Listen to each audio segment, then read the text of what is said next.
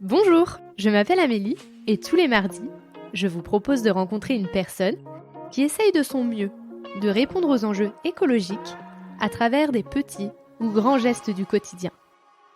J'espère que vous écouterez avec affection leur chemin, leurs combats, leur colère, ainsi que leur joie, leur fierté et leurs bons conseils.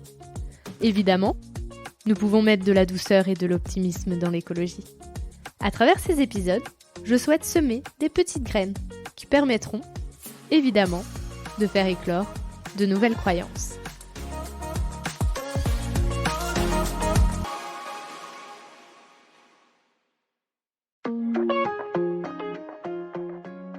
Je dirais que la génération de nos grands-parents, de mes grands-parents, qui ont connu la guerre, la Deuxième Guerre mondiale, etc., et puis qui étaient imprégnés de la guerre d'avant, donc c'est le milieu du XXe siècle, eux, c'est une génération qui a recherché la sécurité. C'était ça leur obsession. C'était normal. Ils cherchaient la sécurité. La génération de mes parents, qui sont nés dans une sécurité relative, au sens global, il y a des gens qui sont en difficulté individuelle. Eux, c'est une génération de recherche du confort. Donc, ma génération à moi, pour ceux qui ont eu la chance de naître là où moi je suis né, sont nés dans un espace où il y avait la sécurité, c'était pas un sujet au sens dramatique comme il y a eu au XXe siècle, et puis le confort était quelque chose de réel. Donc, qu'est-ce qu'on cherche ? On cherche du sens. Donc, sécurité, confort, sens. C'est un peu une pyramide de Maslow réinventée, quoi.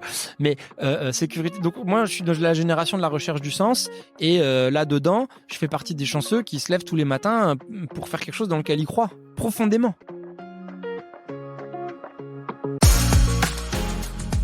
Julien voudrait participer à la création d'un projet alternatif de société, bienveillant, heureux et conservateur. Pour lui, l'écologie est la seule proposition qui permette de conserver la vie sur Terre, la santé, le vivre ensemble. Pour cela, l'opinion publique est la plus grande force pour faire changer les choses, grâce à la puissance du collectif. Même si ce combat n'est pas facile tous les jours, même si l'écolo est vu comme un oiseau de mauvais augure, Julien n'oublie pas de rire et d'être heureux tous les jours pour faire valoir ses valeurs. Je vous laisse en compagnie de Julien. Bonjour Julien. Bonjour. La première question que j'aimerais te poser, c'est comment vas-tu si je te parle d'écologie ? Écoute, je dirais que ça va dépendre à quelle heure du jour tu me la poses, ou même d'un jour à l'autre, parce que je pense que tous ceux qui se soucient un petit peu d'écologie et qui y pensent régulièrement ont des humeurs changeantes. Ça va du très grand enthousiasme et de la grosse montée d'énergie à parfois un peu de désespoir, jusqu'à de l'éco-anxiété pour certaines personnes. De manière générale, je dirais que moi je suis quelqu'un qui suis plein d'espoir, et donc je m'engage beaucoup pour l'écologie. Donc parfois c'est dur, parfois c'est bien, parfois on a des bons signes. De manière générale, je disais, j'ai beaucoup d'espoir, et je pense que si je m'engageais sur d'autres choses, je ressentirais aussi ces mêmes hauts et ces mêmes bas. Donc c'est une longue réponse pour une première question, mais disons enthousiaste et plein de détermination. Bah c'est cool, parce que ça veut dire que c'est positif, donc, Oui. Donc ça fait du bien aussi à entendre. Et ce que je voudrais, c'est que tu te présentes, mais sous le prisme de l'écologie. Donc qui est Julien, si on parle d'écologie dans ta vie ? Écoute, moi je suis pas né écologiste, loin de là. Je suis né dans une famille qui se soucie de l'environnement et tout ça, mais pas de manière militante et pas de manière très consciente. Et puis je l'ai découvert par mon parcours professionnel d'abord, puisque j'ai commencé à travailler dès le début dans l'univers des énergies renouvelables. Donc au début, c'était franchement une opportunité professionnelle comme une autre.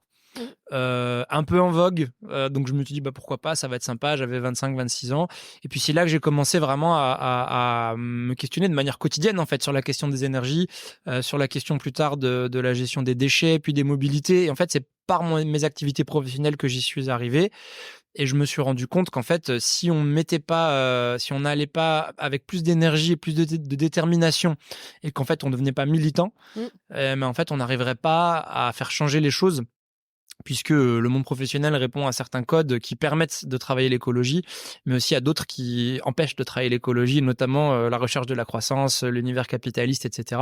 Et donc, il fallait se déporter un petit peu et aller, si on avait la volonté de faire changer les choses, aller vers du militantisme. C'est comme ça que je suis arrivé à l'écologie militante. Ok. Voilà.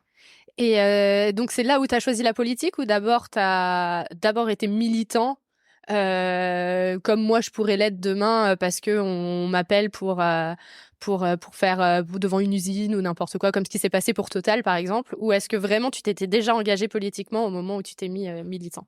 Non, je me suis engagé dans la politique au sens politicien, électoral, etc. Après, par la suite. Ok. Enfin, en fait, pour moi, la politique, c'est un engagement militant comme un autre. C'est un des leviers sur lesquels il faut appuyer, au même titre que les actions de terrain, que la désobéissance civile, que toutes ces choses-là. C'est un ensemble de choses. Et donc, par le hasard des choses, j'ai commencé par l'activisme.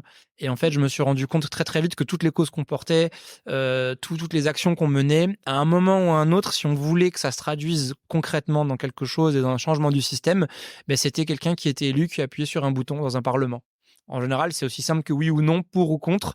Et que donc, si on pensait que les gens qui appuyaient sur ces boutons ne le faisaient pas de la bonne manière, en tout cas qu'on n'était pas d'accord avec ça, alors il fallait les affronter dans les urnes pour prendre leur place et pour prendre des meilleures décisions si on pense qu'on est capable de le faire. Ouais, toi, tu penses que ce qu'on dit souvent, que bah, y a les particuliers, il y a les entreprises et il y a la politique, mais c'est vraiment la politique qui est le premier qui doit aller vers l'écologie et après le reste suivra.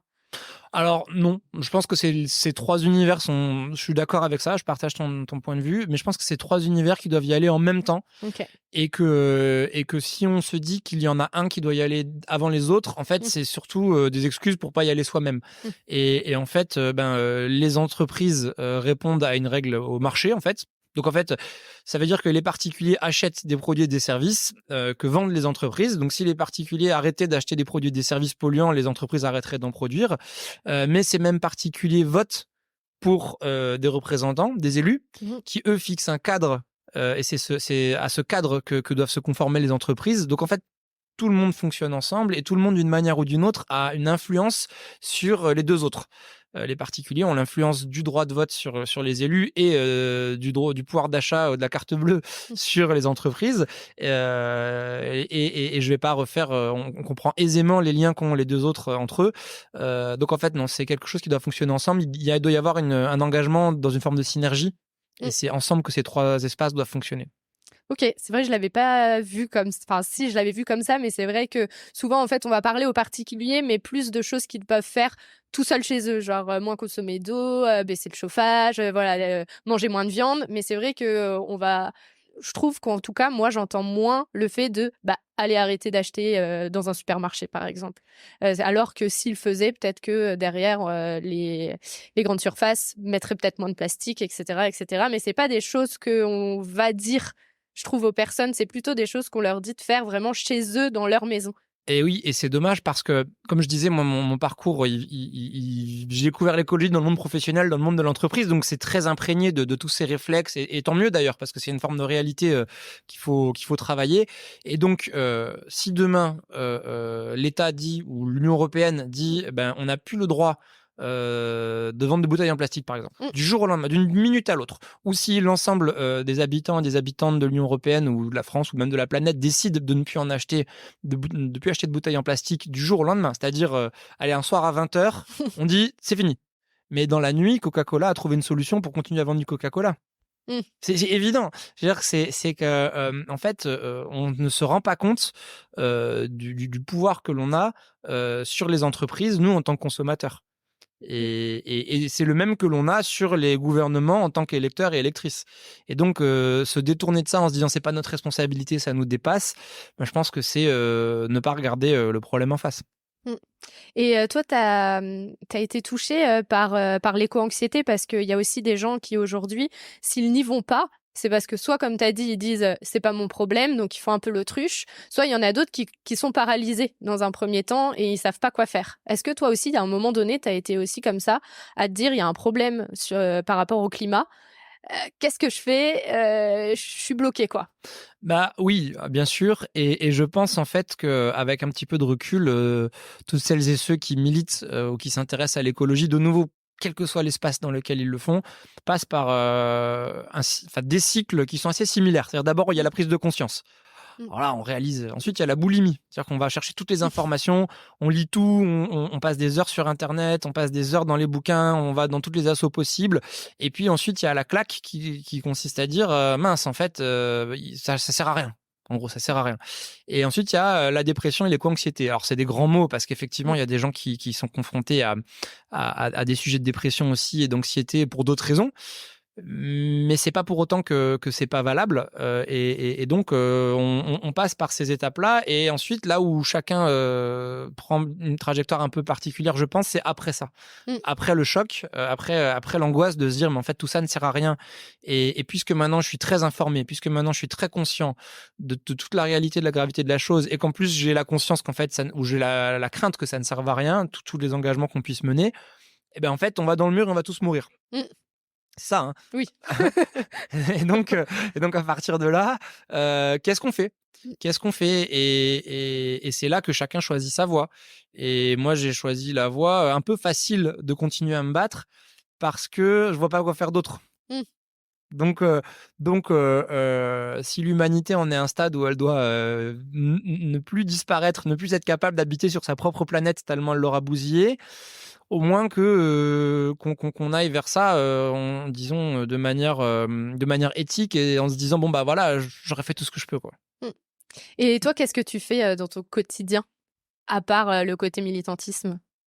Bah tous les classiques, c'est-à-dire qu'en fait, moi je voudrais rassurer tout le Mmh monde, mh. on peut devenir écolo de manière très facile, hein. Mmh. C'est pas un grand bouleversement. Moi je lis beaucoup de choses sur il faut changer complètement de mode de vie, et cetera. Oui, à grande échelle.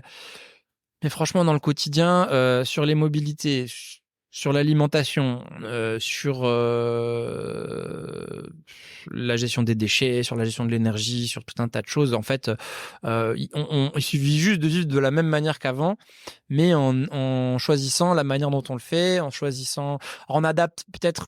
Il y a quelques petits changements quand même, genre sur la mobilité, quand on se passe de voiture, bon bah on se met en vélo, on se met au vélo, mais il faut pouvoir le faire. Mmh. C'est-à-dire qu'en fait, quand on habite dans la campagne, quand on habite dans les territoires ruraux et qu'on a 25 bornes à faire pour aller bosser, c'est difficile de le faire en vélo. Par contre, sur l'alimentation, c'est plus facile dans les zones rurales parce qu'on a plus facilement accès aux producteurs, plus facilement accès au réseau. Là où les urbains, s'ils veulent manger bio et local, ça va leur coûter très très cher. Mmh.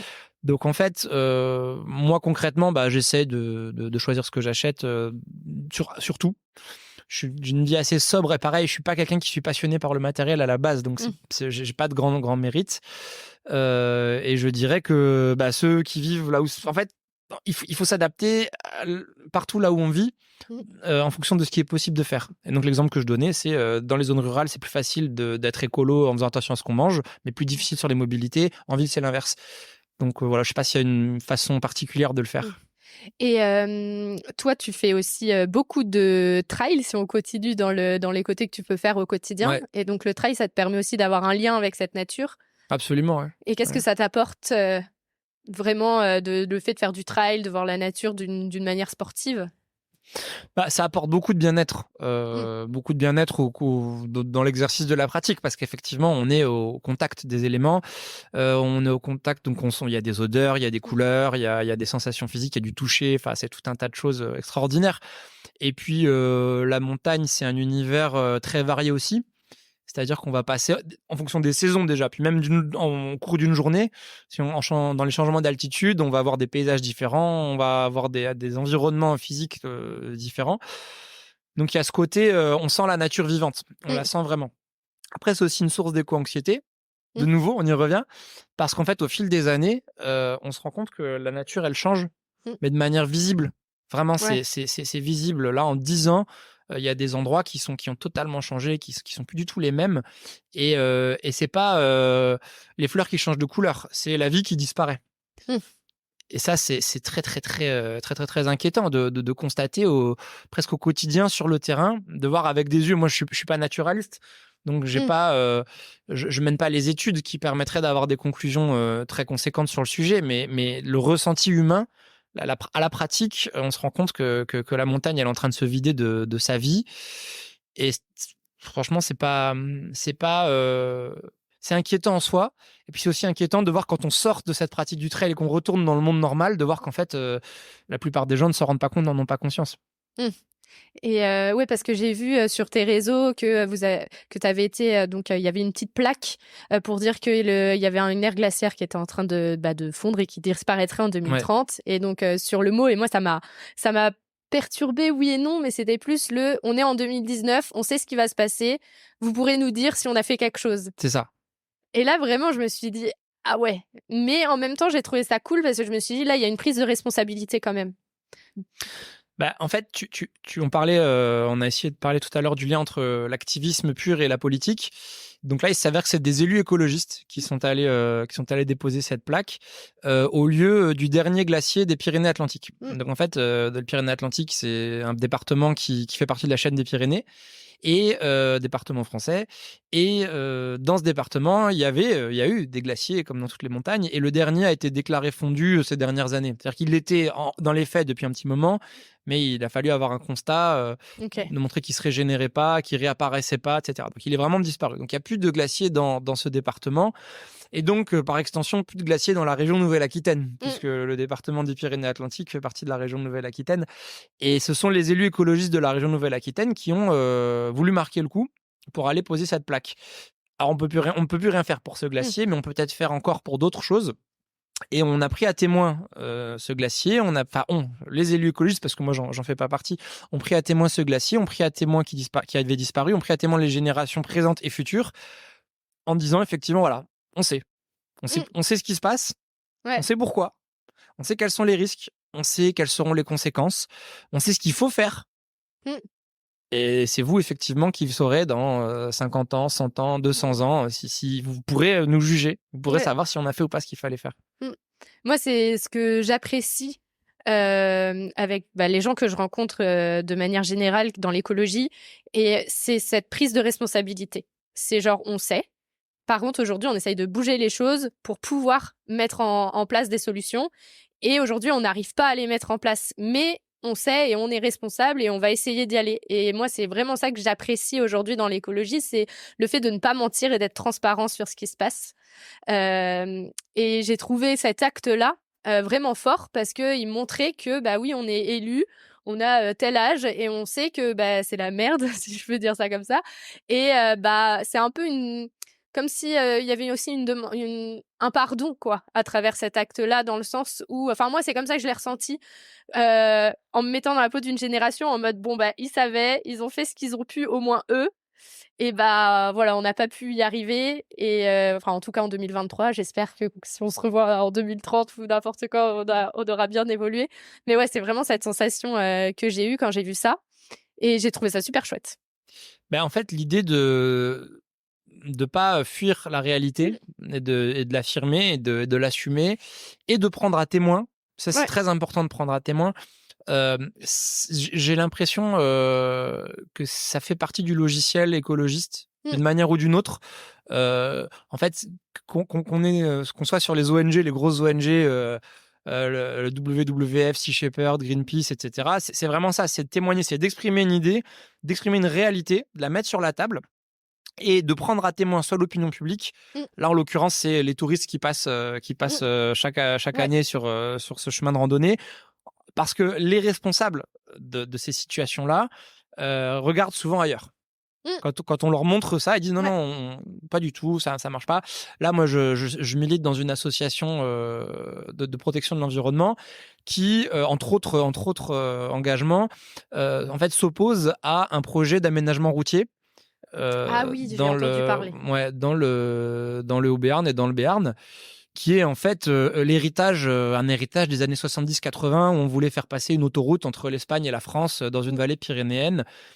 Alors on avait commencé tout ce qu'il fallait, c'est-à-dire qu'on a dit aux camions allez-y, on a fait un super tunnel, etc. Et aujourd'hui, les camions inondent ces Mmh. vallées, sauf qu'il n'y a pas l'infrastructure autoroutière qui permet de les accueillir. Donc c'est très dangereux, c'est très polluant, c'est très compliqué. Et là, il y a deux possibilités. Soit on construit l'infrastructure autoroutière, et Mmh. en gros on aggrave le problème, parce que Mmh. c'est ça la réalité. Soit on trouve une autre solution, et on dit, comme c'est le cas partout ailleurs en France, et d'ailleurs en Europe, de plus en plus, je crois que même l'Écosse a fait un truc genre c'est fini, plus de route. On dit bah non, en fait, l'avenir c'est pas les camions. Mmh. Et qu'en 2023, quand on dise, écoutez, le problème, c'est les camions. Donc l'avenir, essayons d'avoir un avenir sans camions, on passe pour un fou. Alors qu'en fait, c'est le bon sens le plus élémentaire. Donc, on travaille sur ce sujet de projet d'autoroute qui est encore d'actualité. Et on se rend compte qu'il y a aujourd'hui des élus qui vont nous dire, bah écoutez, non, qui sont pas d'accord, qui veulent maintenir les camions, qui veulent maintenir la pollution, qui veulent voire l'aggraver. Donc si l'argument de l'environnement ne fonctionne pas, si l'argument de la santé ne fonctionne pas, si l'argument de la sécurité ne fonctionne pas, si l'argument de l'équilibre économique du territoire ne fonctionne pas, parce que c'est quand même un projet de destruction massive du territoire, et que ces élus s'entêtent en reprenant ça, on se dit, bon, on va aller chercher l'argument économique. Donc on creuse, et il s'avère, comme je le disais au tout début de notre entretien, que moi-même j'ai des compétences en la matière, et on se rend compte qu'en posant les chiffres les uns à côté des autres, ce projet-là ne tient pas la route, ne fonctionne pas d'un point de vue économique. C'est-à-dire que l'addition n'est pas juste. Ok. Et on parle de 15 à 20 millions d'euros qui manquent sur un budget de 100 millions. Pour donner les grandes masses. Ouais. Alors, c'est plutôt 15 millions sur un budget de 92, mais qui va être évalué, etc. Mais retenons 15 millions à 15 à 20 millions sur un budget de 100. On le démontre par A plus B. Alors, mais vraiment, c'est pas plus compliqué que A et B. Ouais. Et on le met sur la table. Les élus en question nous disent, vous êtes des menteurs.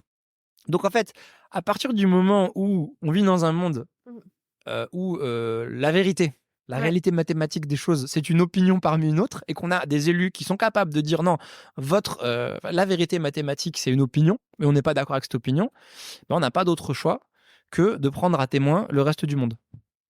Ok, mais ils avaient autre chose sur quoi s'appuyer pour dire que c'était faux?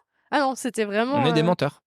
Point. Genre, pas de recherche de leur côté pour démontrer que vous êtes des menteurs, par exemple. Si vraiment on va au bout des choses, genre ça pourrait être, bah là, c'est pas bon cette ligne parce que nanana, et voilà, ça, au moins une démonstration, quoi. Non, on fait une démonstration. Pourquoi on fait cette démonstration? Parce que la préfecture dit, et d'ailleurs elle a bien raison, je n'engage pas de travaux tant que le budget n'est pas bouclé. Parce qu'on parle quand même d'un projet qui va être la plus grande balafre, le plus grand massacre pour l'environnement dans le Haut-Béarn de tout le 21e siècle. C'est-à-dire qu'on est déjà à un tiers du 21e siècle. Et pour ce qui reste, il n'y aura pas ni le temps ni l'argent pour faire pire. Donc ça va être la pire attaque à l'environnement de tout le 21e siècle. Donc évidemment, le préfet dit, bah moi je veux bien faire ce carnage, mais je le lance pas si le budget n'est pas bouclé. Donc nous on se dit, bah tiens, on va voir si le budget est bouclé, c'est logique. Il ne l'est pas. Et donc on a une démonstration très technique, une démonstration comptable, une démonstration d'analyse financière qui prouve, mais littéralement, qui prouve que le budget n'est pas là, donc vous ne pouvez pas engager le projet. Réponse des élus, donc maire de la commune, président de la communauté de communes, élu au conseil régional. Il a toutes les cartes Pokémon, lui, il les cumule. et il me dit, je vous vois souvent. Je dis, bah oui, parce qu'à chaque fois que je vais voir quelqu'un, c'est vous. Le mec, il est élu à tout. Bah lui, son réponse, c'est les écologistes sont des oiseaux de mauvais augure. Ça, c'est la réponse la plus aboutie intellectuellement d'un élu qui cumule 3 mandats sur un sujet d'infrastructure critique sur le territoire. Et donc, j'en reviens à ce que je disais au début de cette longue démonstration. Nous n'avons pas d'autre choix que de prendre à témoin l'opinion publique. Et quand vous prenez à témoin l'opinion publique, vous voyez que là, ça met une différence, qu'il y a une balance? Bien sûr. Ça change tout. Alors, on est loin d'obtenir gain de cause à ce stade, puisque on n'est pas les seuls à prendre à témoin l'opinion publique, et que quand quelqu'un, un notable dont je viens de parler, dit que les écolos sont mauvais augure, bah forcément c'est un influenceur. Donc il suffit de le dire pour que beaucoup de gens le croient. Et puis l'écologie, dans certains médias à bonne presse, dans d'autres plutôt mauvaise presse. Donc on doit faire face aussi à nos propres mauvaises réputations. Et donc c'est la bataille de l'opinion, c'est un truc assez complexe et assez long, qu'on est loin d'avoir gagné, quoi qu'on en dise, mais qu'on doit mener absolument, parce que je vois pas d'autre solution. Et donc là, on essaye, par rapport à plusieurs valeurs que tu m'as citées, de montrer qu'ils ont tort de faire ce projet. On voit qu'il n'y a que l'économique, donc on va sur l'économique. On nous dit encore qu'on est des menteurs, donc on va chercher l'opinion. Est-ce qu'il faut toujours faire via ces étapes, ou est-ce qu'on pourrait aller chercher l'opinion tout de suite, où vous seriez peut-être pas assez légitime d'aller les chercher tout de suite parce que vous auriez pas toutes les autres phases d'avant? Je pense que si on allait chercher l'opinion publique tout de suite, ça serait plus efficace. Simplement, l'opinion publique est très très sollicitée, surtout à 90% par la société de consommation. Non, allez, je vais essayer, j'ai dit un chiffre au pif, je vais donner, ça sera toujours au hasard, mais je vais essayer de respecter des proportions. À 60% par la société de consommation, à 35% par ses propres soucis, vie de famille, vie professionnelle, etc. Et il reste 5% découpé en tranches de 30 secondes à la radio, sur un réseau social. Donc c'est très très difficile de solliciter l'opinion publique sur des sujets qui sont en plus des sujets assez négatifs, puisque là on dit attention, on va quand même, comme je disais, on va vous parler du projet qui va mettre la plus grosse attaque à l'environnement et aux écosystèmes de tout le 21e siècle sur votre territoire. Forcément, après une journée de boulot, on n'a pas envie de lire un truc pareil, quoi. Mais ça serait l'idéal. Simplement, la séquence que nous on a fait, d'abord l'environnement, puis la santé, puis etc. Dans notre cas, ça n'a pas marché. Donc je sais pas si ce parcours-là peut se comporter, enfin se reproduire dans d'autres situations. Ouais. Mais non, parce que moi j'avais remarqué sur beaucoup de choses où au moment où moi qui pour l'instant est juste un particulier, on va dire, même si j'ai mon podcast, c'est surtout sur les réseaux que je vais voir tous les actes militants qu'il peut y avoir. Et c'est vrai que je m'étais fait la réflexion il y a pas longtemps à me dire on arrive vachement tard dans le processus. Et donc c'est pour ça que je me posais la question de pourquoi on va pas nous chercher plus tôt. Mais c'est vrai que dans ta réponse, oui, je comprends. Peut-être que si on allait nous chercher plus tôt, on se dirait c'est bon, on a le temps, j'ai autre chose à faire parce que j'ai des trucs plus urgents. Alors que quand on vient nous chercher dans l'urgence, c'est un peu la loi qui va se passer à l'Union européenne aujourd'hui, là, à midi. C'est vrai que moi, j'en ai entendu parler, enfin, vraiment en mode venez nous aider, il y a à peu près une semaine. Et sur le moment, je me suis dit, mais merde, pourquoi ils sont pas venus nous chercher avant? Moi, j'ai pas le temps d'aller sur Bruxelles maintenant parce que j'ai plein de trucs de prévus. Alors peut-être que si on me l'avait dit un peu avant, j'aurais peut-être changé mon agenda. Mais après, peut-être aussi que je ne suis pas assez proche pour voir tout ça de plus, enfin, avant, quoi. J'aurais peut-être pu, grâce à des médias, voir ce truc-là bien avant que quand c'est apparu dans mon feed d'actualité. Hein. En fin de compte, c'est juste ça. Et donc, je m'étais posé la question. Donc, c'est pour ça que je me suis permise de te la poser. Bah, moi, je pense que les gens contre qui on s'oppose, parce que là on est vraiment. Alors il y a aussi, je fais une parenthèse rapide, l'activisme écologiste pour moi c'est une action d'opposition et de dénonciation dans les faits. Je le définirais pas comme ça, mais avec du recul c'est comme ça que ça s'exprime. L'engagement politique dans l'écologie, pour moi c'est la proposition. C'est aussi comme ça que ça permet que les deux se parlent. C'est-à-dire que s'opposer à ce qui se fait, c'est au truc qui casse tout, c'est bien, mais il faut aussi être capable de proposer d'autres choses. Et donc c'est pour ça que les deux se parlent. Donc dans l'espace activiste, ceux à qui on s'oppose, puisque c'est ça le sujet, sont très très bien organisés. Oh, franchement, il y a un niveau de structure, d'organisation. Tu as des lobbies, les élus sont membres du lobby, le lobby fait élire des gens. Enfin, c'est dingue. Et tu as un lobby local qui a un bureau à Paris, qui a un bureau à Bruxelles. Enfin, tout est vraiment d'un niveau d'efficacité incroyable, quoi. Le capitalisme et globalement les organisations qui détruisent la planète sont. Moi, ça m'impressionne. Et donc, je pense que c'est ça qui nous manque. C'est-à-dire qu'effectivement, si toi, tu avais eu l'info, peut-être que tu l'as vu passer, tu n'as même pas remarqué parce que ce jour-là, tu avais autre chose de plus important. C'est une de nos remises en question qu'on doit avoir. C'est comment atteindre ce niveau d'efficacité dans notre communication, dans l'aboutissement de nos actions, etc. Ça, c'est un des chantiers qu'on doit pouvoir mettre en place. Ouais. Et là aussi où je te rejoins, c'est ce que tu disais tout à l'heure, que les écologistes, on va dire que c'est des oiseaux de mauvais augure et donc après, c'est des choses qui vont nous coller à la peau. Moi, je le ressens aussi. Là, maintenant, ça me dérange plus de poster des choses sur les réseaux en disant regardez ce qui se passe. Mais c'est vrai que si je reviens juste 6 mois en arrière, j'étais dans le merde, genre si j'envoie ça, genre les copains qui sont pas écolos, qu'est-ce qu'ils vont penser? Qu'est-ce que ça va être le jugement? Est-ce que toi, t'as aussi ressenti ce genre de choses au début ou t'as vite dit bah.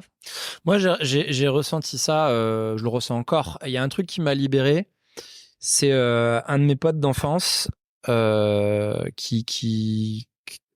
bon, je vais pas, il est pas dans l'univers écolo. On va dire. Et tu sais, tous ces gens qu'on se dit ouais, bon, leur quotidien, il est dans, on va dire qu'il est dans l'univers populaire, mais s'il écoute le podcast, il va se reconnaître. Donc je voudrais pas être, je voudrais pas être comment dire, désagréable, mais il vient pas du monde écolo. Ça c'est certain. C'est pas son sujet, c'est pas son souci. Comme quoi, on peut avoir des potes qui pensent différemment de nous. Et puis un jour, je l'avais au téléphone et il me dit ah t'as posté un truc, il fait un commentaire sur ce que j'ai posté. Et donc je cherche des excuses et il me dit non mais j'apprends plein de choses. Et ça m'a débloqué en fait, parce que je me suis dit que qu'au moins mes potes, parce qu'il y a cette relation de confiance. Quand les gens se connaissent, même s'ils pensent pas la même chose, ils se font confiance, enfin plus facilement en tout cas. Et donc je me suis dit bah là, les gens qui me connaissent, si une partie me font confiance, ils vont se dire bah tiens, ce qu'ils publient, j'y aurais pas pensé, ou je le vois pas comme ça, ou je m'alerte pas de la même manière. Mais comme je lui fais confiance, il y a peut-être quand même réfléchir un petit peu. Et donc ça m'a libéré et je me suis dit que bon voilà, je pense pas que j'allais rendre plus climato-sceptiques ceux qui le sont déjà, mais que par contre j'allais peut-être sensibiliser celles et ceux qui me font confiance, et s'il y en a déjà 2, c'est déjà beaucoup quoi. Ouais. C'est déjà ça de prix. Qui, eux, derrière, pourront en avoir Exactement. 2, etc. etc. Est-ce que toi, tu as des choses où tu es vraiment fière, où tu as atteint des objectifs que tu t'étais fixé par rapport à l'écologie, ou vu des choses où tu t'es dit « Yes, là, on a gagné ». Non. En fait, je suis fier de... Alors si, en fait, si, tu vois, j'avais mal compris ta question. Enfin, je l'avais bien compris, mais je l'avais prise dans le mauvais sens. Comment je l'ai compris ta question, c'est est-ce on a atteint des actes, des actions, est-ce qu'on peut mettre un point sur une carte ou un point dans le calendrier en disant là on a eu une victoire. Ça non. Par contre, fier de quelque chose de plus global, d'une dynamique globale, déjà de toujours y être, malgré la difficulté, parce que c'est dur, hein. Franchement, ça prend du temps. Moralement, c'est parfois difficile. On va s'affronter à des gens qui sont méchants. Hein. Même si, alors il y en a même qui disent qu'ils sont de gauche, tu vois. mais c'est pas. En fait, non, c'est d'une brutalité incroyable. Donc, et dans cette adversité, de parvenir malgré tout à fédérer des dynamiques, à fédérer des gens et à se rendre compte collectivement, parce que ça ne fonctionne que collectivement, à se rendre compte collectivement que d'une année sur l'autre, on progresse. D'une année sur l'autre, on est plus nombreux. D'une année sur l'autre, on sensibilise. D'une année sur l'autre, on arrive à peser dans le débat. Voilà, moi, je suis fier de ça. Mais il n'y a pas un acte en particulier ou un point en particulier donc on pourrait brandir en disant ouais, ça y est, on a gagné. C'est très difficile. Dans ces luttes qu'on a sur le terrain, on travaille beaucoup avec des avocats. Parce qu'en fait, l'angle sur lequel moi je travaille dans cette association de protection de l'environnement, c'est celle de la justice climatique. Donc en fait, on a bien compris que ceux qui pouvaient changer les politiques, c'était justement les politiques. Donc il faut y aller les chercher. Et puis ceux qui fixent le cadre, c'est ceux qui font la loi. C'est la loi. Et donc en fait, on se rend compte que la loi, souvent, n'est même pas respectée. Très souvent, quasiment tout le temps. Ah ouais.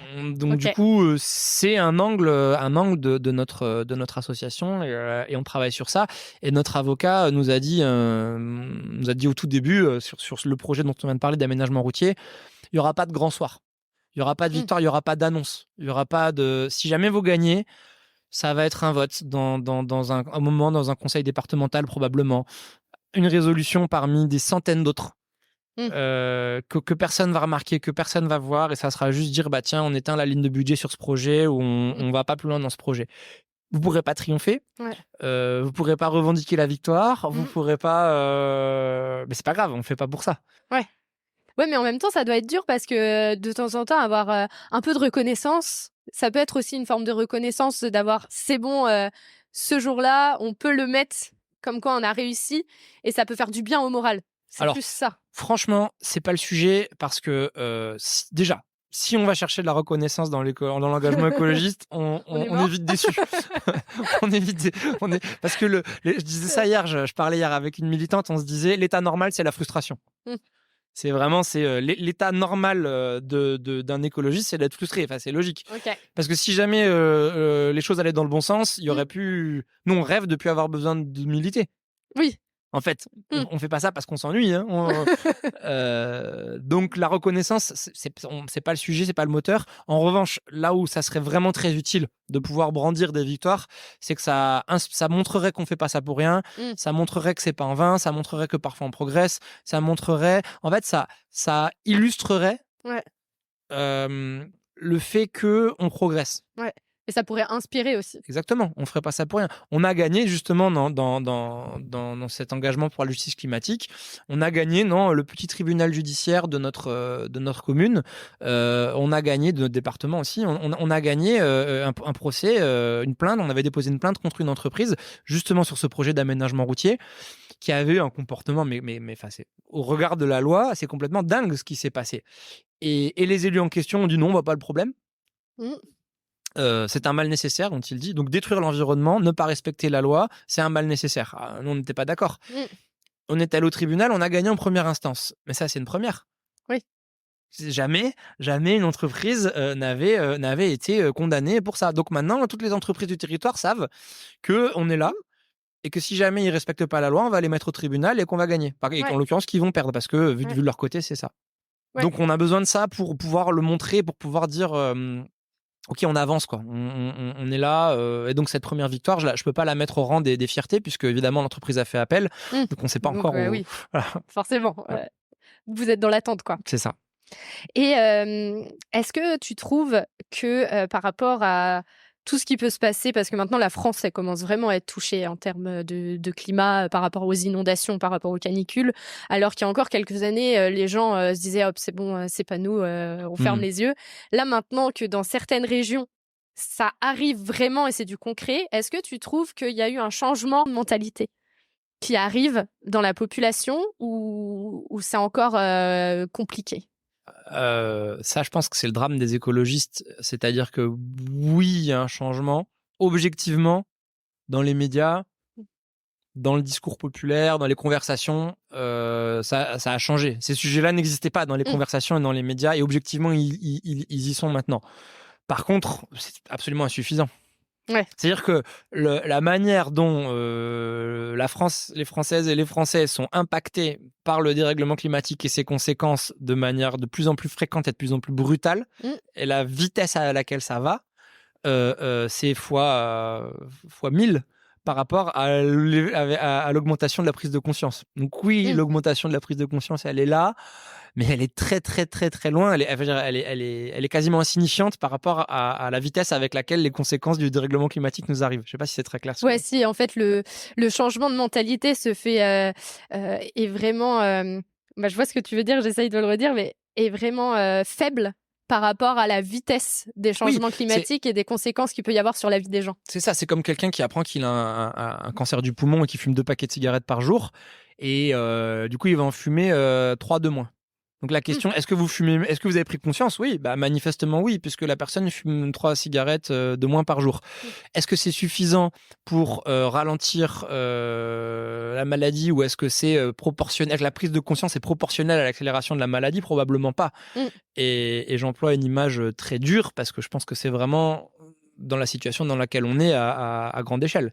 Tu disais qu'il y avait beaucoup de frustration à être militant écologiste. Est-ce que tu arrives quand même à trouver un peu de bonheur? Ouais, mais tous les jours, parce que l'idée de se lever tous les jours et de s'engager pour quelque chose dans lequel on croit, honnêtement, je ne sais pas s'il y a beaucoup de gens qui le font vraiment. C'est-à-dire que je dirais que je vais faire de la philosophie. Je dirais que la génération de nos grands-parents, de mes grands-parents, qui ont connu la guerre, la Deuxième Guerre mondiale, etc., et puis qui étaient imprégnés de la guerre d'avant. Donc c'est tout le milieu du XXe siècle. Eux, c'est une génération qui a recherché la sécurité. C'était ça leur obsession. C'était normal. Ils cherchaient la sécurité. La génération de mes parents, qui sont nés dans une sécurité relative, au sens global, il y a des gens qui sont en difficulté individuelle. Eux, c'est une génération de recherche du confort. Donc, Ma génération à moi, pour ceux qui ont eu la chance de naître là où moi je suis né, sont nés dans un espace où il y avait la sécurité, c'était pas un sujet au sens dramatique comme il y a eu au XXe siècle, et puis le confort était quelque chose de réel. Donc, qu'est-ce qu'on cherche? On cherche du sens. Mmh. Donc, sécurité, confort, sens. C'est un peu une pyramide de Maslow réinventée, Ouais. quoi. Mais sécurité. Donc, moi, je suis dans la génération de la recherche du sens. Et là-dedans, je fais partie des chanceux qui se lèvent tous les matins pour faire quelque chose dans lequel ils croient. Profondément. Profondément. C'est pas je vais bosser pour un truc, mais c'est pas si mal. Mmh. Et puis bon, il faut bien. Non, non. Je crois vraiment dans ce que je fais, je crois vraiment dans ce que je raconte, je le vis, je le ressens dans mes tripes, et ça, c'est une source de bonheur individuel, je pense, rare. Si tu avais des conseils ou des bonnes pratiques pour des gens qui sont un peu perdus par rapport à tout ce qui se passe en termes de climat, qu'est-ce que tu pourrais leur conseiller? Dans leur vie Ouais, de tous les jours. personnelle, Ouais. je dirais, c'est comme la devise des armées de l'Empire romain, c'était Excelsior. Ça, c'est un équivalent de toujours mieux. Et en fait, c'est ça, c'est de dire si simplement chaque jour je peux faire mieux que la veille, ou chaque semaine que celle d'avant, ou chaque Mmh. mois, ou chaque année, hein, chacun, Mmh. parce Mmh. qu'évidemment, on a des petits comportements au quotidien, et puis aussi, on peut pas se dire, tiens, allez, du jour au lendemain, je fais un choix radical dans ma vie. Mais par contre, d'un mois sur l'autre, ou d'une année sur l'autre. Bref, si on peut simplement se dire qu'on progresse objectivement, Mmh. je pense que c'est bien. Je pense vraiment que l'écologie, c'est un projet de société vivant. Et comme tous les projets de société, c'est une évolution. Il n'y a pas un point de départ et un point d'arrivée. C'est juste dans quel sens on va. Et si simplement on a objectivement la sensation d'aller dans le bon sens, c'est déjà bien. Il faut pas s'angoisser. Si on n'arrive pas à se séparer de sa voiture, ben on va essayer d'aller dans le bon sens sur un autre truc. Si on a vraiment une passion pour les cheeseburgers, bah, on va aller sur autre chose. Enfin, le but, c'est qu'au global, d'un jour à l'autre, d'une semaine sur l'autre, d'un mois et d'une année sur l'autre, et même d'une génération sur l'autre, parce qu'on peut transmettre tout ça à ses enfants. Moi, j'en ai pas, mais si j'en avais, c'est ce que j'essaierais de leur transmettre. Comment on progresse. Et déjà, se mettre dans une dynamique de progrès et d'amélioration, si tout le monde en était là, franchement, ça serait bien. Voilà le conseil que je peux donner. Et en dernière question, ce que je voudrais te demander, c'est qu'est-ce que l'écologie pour toi? Qu'est-ce que l'écologie pour moi? Mmh. Je vais faire une réponse sérieuse. Historiquement, c'est une science. Mmh. C'est l'étude du vivant, etc. C'est devenu une proposition politique en disant, mais en fait, on ne peut pas penser la société sans tenir compte du vivant, sans tenir compte de la science du vivant. Parce qu'en fait, on a aujourd'hui un modèle de société qui recherche des équilibres libéraux capitalistes, qui recherche des équilibres sur le social, qui recherche des équilibres culturels, mais qui ne tient pas compte de la réalité des équilibres naturels, des équilibres du vivant. Et que sans le vivant, en fait, par définition, on ne vit plus. Et aujourd'hui, c'est en fait un projet de société au sens complet qui est en train de se construire. C'est une alternative globale, c'est-à-dire qu'en fait, le libéralisme, le capitalisme, le socialisme, le communisme et tous les grands courants politiques du XXe siècle et du début du XXIe siècle n'ont pas été en mesure d'intégrer l'écologie dans leur logiciel, véritablement. Ils font un peu gaffe à l'environnement, certains font un peu gaffe au climat, mais structurellement, ce que ça veut dire prendre soin du vivant, ils y sont pas. Donc du coup, l'écologie aujourd'hui, là, en ce moment, c'est une proposition alternative de modèle de société, un projet de société alternatif complet qui est en train de se construire parce qu'il n'a pas, évidemment, quand on est, alors là je rentre dans l'espace politique, mais quand on est socialiste, communiste, même la France insoumise qui est en fait une version actualisée de ces courants-là, on a 100 ans, 200 ans de recul, quoi. Le capitalisme et le libéralisme, ça a été défini il y a presque 200 ans. Donc, nous, on n'a pas ce recul-là, les écologistes, mais on a la conscience qu'en fait, dans tous les modèles de société qui sont proposés, il n'y en a pas qui répondent réellement, qui soient réellement à la hauteur de l'enjeu. Donc, on est obligé de construire un projet alternatif qui a besoin d'aboutir parce qu'il part de moins loin que les autres dans le temps. Voilà, je pense que c'est ça l'écologie aujourd'hui. C'est une proposition, un projet de société, une proposition de modèle alternatif, bienveillant, heureux et conservateur en fait. C'est là l'astuce. C'est qu'en fait, nous, on pense que l'écologie, c'est la seule proposition qui permet de conserver nos chances de vie sur Terre, de conserver notre qualité de vie, de conserver la santé de nos enfants, de conserver le vivre ensemble, parce que sinon, on va pas y arriver. Est-ce que tu voudrais ajouter autre chose? Il y a quelque chose dont j'ai oublié de parler quand tu disais, tu sais, la prise de conscience aujourd'hui dans la société. Il se passe des choses maintenant en France, on est maintenant touché. Est-ce que les gens ont conscience?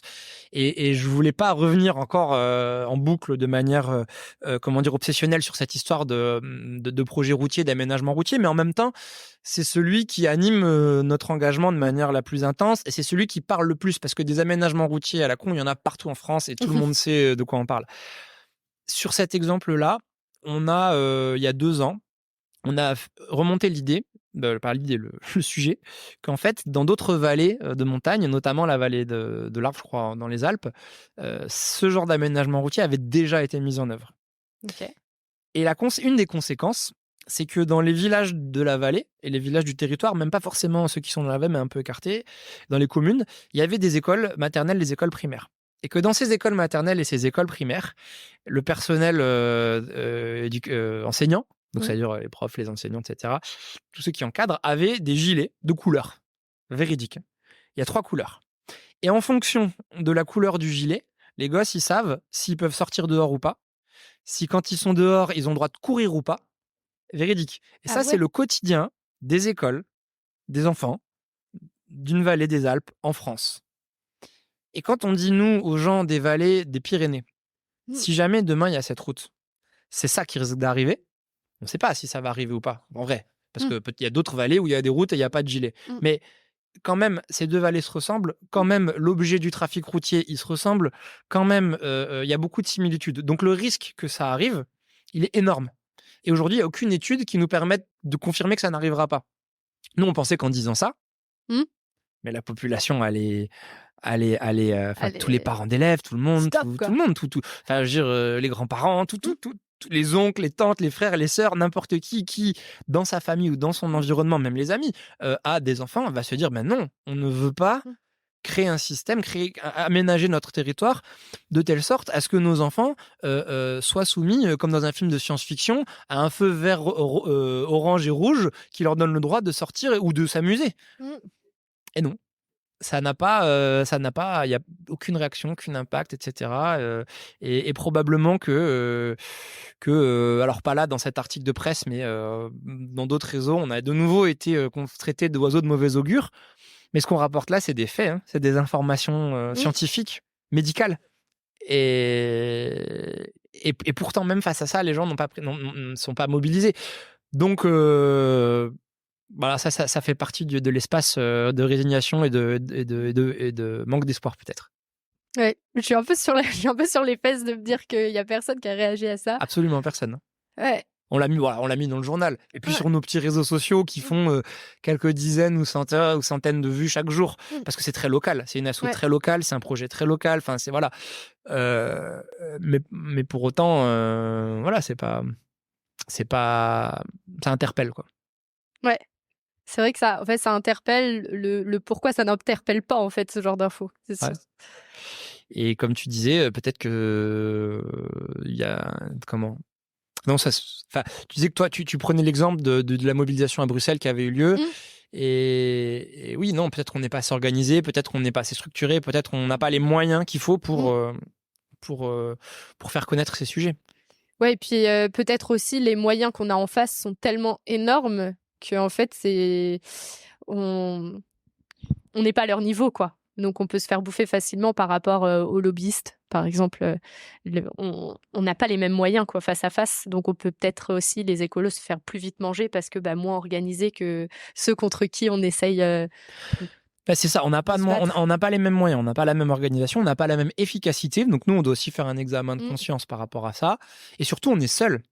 Parce qu'en fait, sur ces projets, élus de gauche ou de droite, dès lors qu'ils sont dans le logiciel productiviste et qui se foutent un peu de l'environnement et du climat, et ils sont nombreux, chambres de commerce et d'industrie, lobby, entreprises de construction, entreprises routières, entreprises de financement, entreprises d'administration des routes, du coup État, en fait, tous ces gens-là ont un intérêt commun. Donc, je disais tout à l'heure que moi, je crois beaucoup dans le sens du collectif. Eux, ils ont un collectif hyper soudé. Ouais. C'est pas compliqué, c'est en fait tous les intérêts convergent. C'est-à-dire que l'entreprise qui a un intérêt à détruire l'environnement pour gagner de l'argent, en fait, elle va se retrouver aux côtés de l'élu qui a l'intérêt à faire croire à tout le monde qu'il va construire une route pour leur sauver la vie parce que ça va lui faire gagner une élection. Donc à partir de là, il y a une sorte de communauté d'intérêts très très très très puissante. Ouais. Je sais pas, je suis bouche bée, on va dire, par tout ça. Et en même temps, je suis au courant parce que je m'intéresse de plus en plus, je vois de plus en plus de choses. Mais c'est vrai que de parler de choses vraiment concrètes avec quelqu'un qui le vit, c'est encore plus... vu que je ressens un peu ta frustration, je la vis aussi un petit peu en termes d'empathie là maintenant. Et je me dis, c'est vrai qu'il y a des moments, ça doit être quand même très frustrant de se dire, j'ai tout mis, le A plus B, que ça soit économique, que ça soit santé, que ça soit... Enfin, tout. Et non. Je crois non, je sais, parce que ton podcast, ton projet, c'est de parler d'écologie de manière positive. Ouais. Et du coup, je peux redire un mot par rapport à ça, si tu veux. Oui, si tu veux. J'étais aux journées d'été des écologistes l'année dernière. J'avais animé un atelier sur militer dans l'adversité, parce que c'est dur, on en a parlé. Et puis il y avait à cet atelier deux jeunes femmes qui sont venues, qui sont du collectif Dernière Rénovation. Alors une que je connais que par son prénom, mais on m'a dit qu'elle voulait pas que son nom de famille circule, tant mieux d'ailleurs, qui s'appelle Alizée, qui s'était attachée au filet d'un match de Roland-Garros, etc. Et donc, nous, on était là, donc on animait cet atelier. Il y avait, je sais pas, 200 personnes, que des gens qui viennent de territoires un peu difficiles. C'est souvent les territoires ruraux, les quartiers populaires qui sont abandonnés par... l'écologie pénètre difficilement, mais aussi, on va dire, les écologistes se donnent pas beaucoup les moyens d'aller y travailler, quoi. Et donc, on parlait de ça et on essayait de faire des blagues, de mettre de la bonne humeur. Et ces jeunes femmes, donc, du coup, se lèvent et disent, mais non, on comprend pas. En gros, la Terre va être détruite et les humains peuvent plus vivre là et c'est angoissant. Et vous êtes là à en parler et à rechercher de la bonne humeur. Ouais. Et en fait, moi, le point de vue que je leur ai donné, c'est qu'on ne pourra pas durer si on le fait dans la mauvaise humeur. Ouais. Il faut durer. Oui. Faut durer. Je disais juste avant, là, ceux qui sont là, ils sont là depuis des siècles. Aujourd'hui, les mouvements, les intérêts économiques, politiques qui visent à détruire la planète, c'est des évolutions de structures qui sont là depuis des siècles. Ouais. Et nous, si on veut s'opposer efficacement à ça, il faut durer. Ouais. Et je ne crois pas qu'on puisse durer dans la vie sans rire. Oui. Sans s'amuser, sans prendre du plaisir, sans se lâcher un peu, et donc du coup l'écologie ne fonctionnera pas si elle n'est pas faite dans la bonne humeur et si elle n'est pas faite avec une certaine joie de vivre. Ouais. Difficile à trouver parfois, je suis d'accord, mais on n'a pas le choix et c'est ça qui compte. Oui. Et c'est pour ça que j'ai créé évidemment, c'est parce que pour moi tant qu'il y a de la vie, il y a de l'espoir. Exactement. Et dans la vie, il faut que tu rigoles, il faut que tu aies du positif. Et pour moi, il y a des lanceurs d'alerte qui sont là et on a besoin d'eux parce que ça permet de montrer la vérité qui, des fois, fait mal et peut faire peur. Et en même temps, je pense qu'il y a aussi un deuxième groupe qui doit être là, de dire « Ok, ça fait peur, mais les gars, si on se met coude à coude, main dans la main, on va pouvoir y arriver. » Et en fait, il y a déjà plein de choses qui sont mises en place et il y a plein de gens qui trouvent le bonheur là-dedans. Et c'est ça le principal. Donc, allons-y. Et coude à coude, on se rend compte qu'on n'est pas seul. Ça fait du bien. Coude à coude, on est capable d'arrêter des camions sur un chantier. Coude à coude, on est capable de se chatouiller les uns les autres. Et du coup, ça nous fait rire. Et voilà, faire tout ça en se marrant le plus possible, je vois pas comment ça peut se passer autrement. Merci d'avoir écouté cet épisode. J'espère qu'il vous a donné envie de participer à la transition écologique et vous a donné une nouvelle oreille attentive à ce qui nous entoure. Si le cœur vous en dit, je vous propose de me laisser un avis, de vous abonner et de me rejoindre sur Instagram, Facebook et LinkedIn. Vous pouvez m'envoyer un message à évidemment e.vie.de2ment.podcast@gmail.com. En attendant mardi prochain, je vous souhaite, évidemment, de jolis moments de vie en pleine nature.